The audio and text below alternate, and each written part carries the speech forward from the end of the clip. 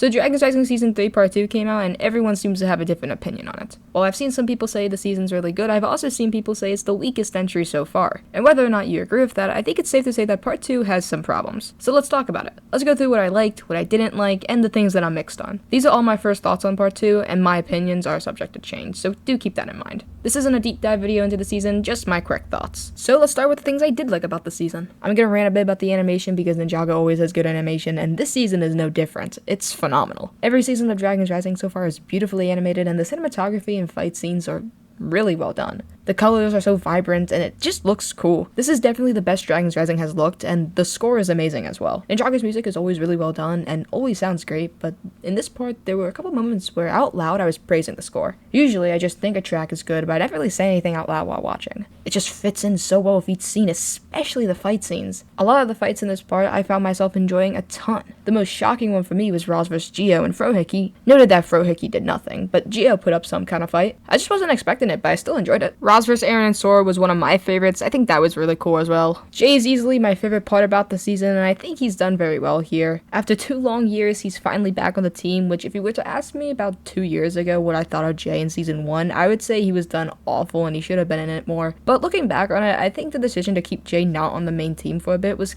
kind of the way to go, and especially recently how they've been handling him. They are proving that they know what they're doing. Along with that, I love his interactions with the team. I think it's done really well, especially with Nia. I really enjoy Jay and Nia's relationship in the season, and that scene in episode 20 is just, you already know it, it's peak. He still doesn't have his memories back, but again, I trust the writers with his memories. But overall, I think Jay is done very well. The Spectral Lands are so cool, dude. It's such a new, unique place that I honestly wish we saw way more of in this season. In part 1, there was a whole episode dedicated to it, and I think that the Spectral Lands is, as of right now, one of my favorite places in Dragon's Rising. There's something about the ghost vibes of the place that just makes me love it so much, and it just reminds me about Ninjago Possession a lot. I honestly wish that the whole season took place here. It would have been so awesome. Like, look at the Forbidden Five. Just look how cool they look. It would be so cool if we could get these as minifigures. I think that just would be awesome. Raz is also pretty cool in this season. Besides Raz in like season 2 part 1, I think season 3 Raz is the best he's been. I thought he was okay in season 1, and at the Tournament of Sources, he wasn't my favorite villain, and he still isn't my favorite.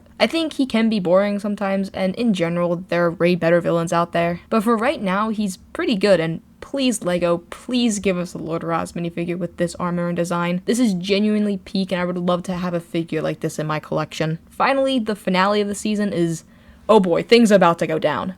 First of all, that cliffhanger was such a good decision, and I think the stakes and just overall vibe just make you excited for season 4. It definitely made me excited, I'll tell you that. The ninja being separated into different parts of the merged realms is so interesting and really makes me wonder what they're gonna do. I mean, we have some pretty exciting groups being separated, so I think the character interactions are gonna be really, really good. I hope, especially the Nia, Jay, and Kai stuff. I'm really excited to see where they go with them, and even like Eren and Lloyd too. Ryu, Frack, Wildfire, and Sora, I don't know how they're really gonna survive. I mean, compared to like everyone else, Sora's really the only one who's good at fighting, so who knows what they're gonna do. I mean, as of right now, it's just up to speculation of what's gonna happen with all of them. And please, LEGO, I know you're gonna either ignore it or not, but please, I really hope you made Eren and Lloyd end up in Shima. And Roz having Wu captured in the box, like, it's genuinely making me so excited for season 4. As for things that I'm mixed on about the season, Zane and Pixel are just not in the season, like, at all. They leave in like the first episode to just spend time with each other, and then we don't see them again. What's the point of bringing back Pixel if you're not gonna do anything with her and you're just gonna sideline her for like the 100th time in the show? Like, Zane, I get, he hasn't been relevant since like season 11, and they refuse to do anything important with his character. But Pixel, you just brought her back. You just made her relevant again and you decide to do this. I personally was really excited to see Pixel back, and I was really looking forward to what they were gonna do with her. But this is just ridiculous. Pixel is a main character, according to the wiki at least, and they refuse to acknowledge her existence. Good job, Ninjago. No, but seriously, what are Zane and Pixel gonna do when they come back to the monastery and all the ninja besides Cole are just not there? Like, are they gonna make them relevant again in season 4? I mean, we'll have to see, but honestly, I doubt it. I know a lot of people like the Land of Lee, and yeah, it's a fun little place, but I don't know, I feel like it was just dragged on a bit too much, but I'll try to defend it. I like the concept of it. I think Lee as a villain is good. I like the mystery surrounding him, and I think he's better than other villains in this part, but I'll get to that later. The musical number is fine. I'm not in love with it, but I enjoyed it. But like I said, it's a fun little plot and a fun little arc, but there's something holding me back from loving it. I feel like when I rewatch part 2 again, I'll gain more of an opinion on it. But as of right now, I think it's fine. I don't think it's perfect, and I don't love it, but I don't necessarily hate it. I do like the Jay and Nia moments we get from the Land of Lee though. There are a lot of them, and I think it's really well done, as well as the other character interactions we get. We find Aaron's parents here, and I think that's also really well done. When Aaron reunites with his parents, it's a cute little heartwarming scene. Along with that, that's 2 more characters to add to the monastery, which is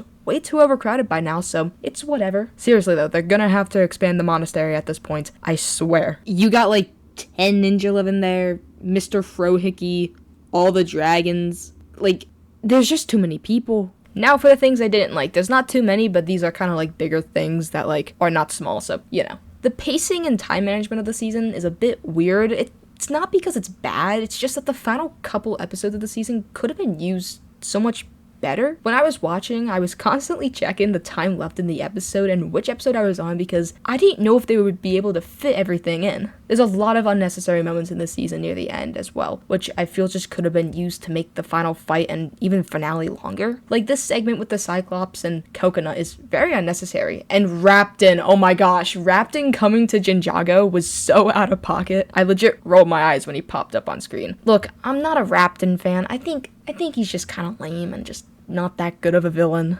Definitely the most disappointing part of the season, and honestly, some of the most disappointing villains were the Forbidden Five. And they were hyped up way too much just to be nothing characters. Like in part 1, they were somewhat good, I guess, but then they just die. This part they're brought back, and I kid you not, all they do is play a flute. They had like a couple of cool moments, but you would think they would have more because they're, you know, main villains of the season. Honestly, they're some of the most boring and disappointing villains in the entirety of Dragons Rising, and I really hate to say that because back when they were introduced in like season 2, it got me really excited, but no, they had to butcher all of them. Even Base Pixel can beat the hell out of Zark. Like, you're supposed to be one of the strongest villains and you get your ass rocked by like Base Pixel. Like, it's just kind of embarrassing. Thunderfang is no different and honestly is equally as disappointing as the 5. As much as I love part 1's final fight against Thunderfang, I wish that the big Thunderfang fight was in this part instead of part 1. They should have made part 1 end with the 5 releasing Thunderfang, and then this part the ninja have to stop Thunderfang from roaming the merged realms. I don't know, Thunderfang just doesn't do anything, and the way he's defeated is so lame. Like, I had to watch the ending twice because it went by so fast. Like, yeah, Lloyd and Aaron seeing through the eyes and controlling the Source Dragons is cool and all, but I wish they weren't actually controlling them.